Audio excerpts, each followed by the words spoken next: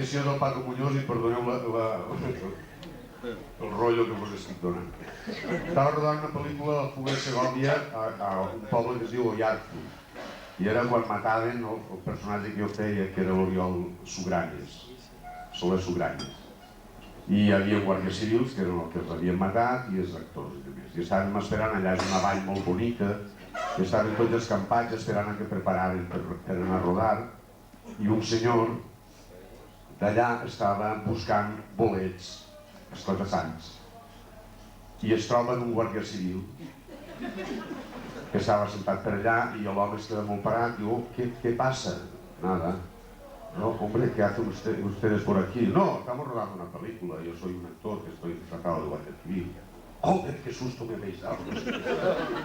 I continua, però dalt de tot, d'aquella vall, hi havia la Guàrdia Civil, perquè com utilitzaven metralletes i tot això, quan s'utilitzen aquestes històries, esferraments aquests, la Guàrdia Civil sempre està allà vigilant perquè no passa res.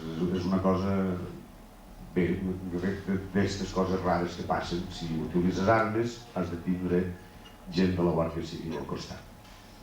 L'home puja tot allò, arriba a dalt i es troba amb 2 o 3 guàrdies civils, i els guàrdies civils li van dir: ¿Dónde va? Coño, a tocarme los cojones. ¿Cómo que los cojones? A ver, identifíquese. A tomar por carnacho, ¿qué pasa? Ya me habéis dado un susto aquí abajo, sois unos desgraciados, joder.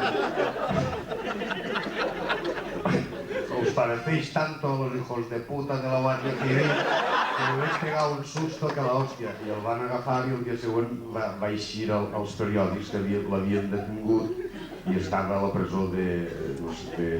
no era Ollarzo, era un poble de Pasajes, el portar, el pobre home.